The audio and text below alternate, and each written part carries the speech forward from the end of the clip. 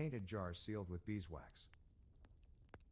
I passed the bread makers, who bowed with flour-dusted hands, the potters, their fingers still warm with clay, the guards in bronze armor who had watched me grow tall enough to meet their eyes.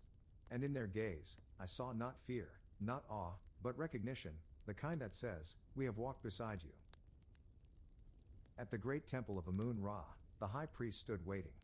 His robes shimmered like sunlit papyrus, and he carried the ceremonial oil, thick with myrrh and cedar. I ascended the temple steps alone, the heat of the stone soaking into my soles, the chants of the priests rising behind me like wind in the sails of a riverboat.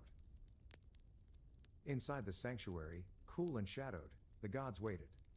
Statues of gilded bronze loomed in silence, Isis with her outstretched wings, Osiris seated in still majesty, Thoth with his ibis head, forever writing the truths of the world. Before them, the high priest anointed me. He spoke the ancient words, not as a spell, but as a bridge, linking my mortal breath to the divine current that had flowed through pharaohs before me.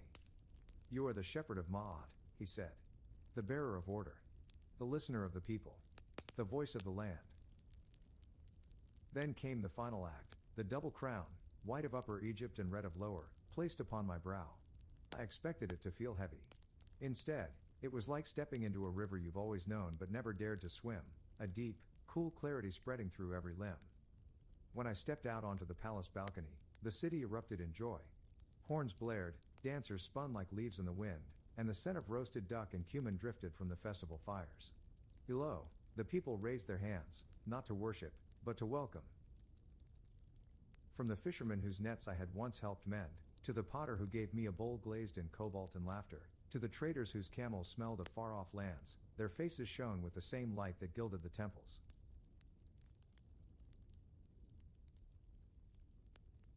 And in that moment, I knew, I was not crowned to stand above them, but among them.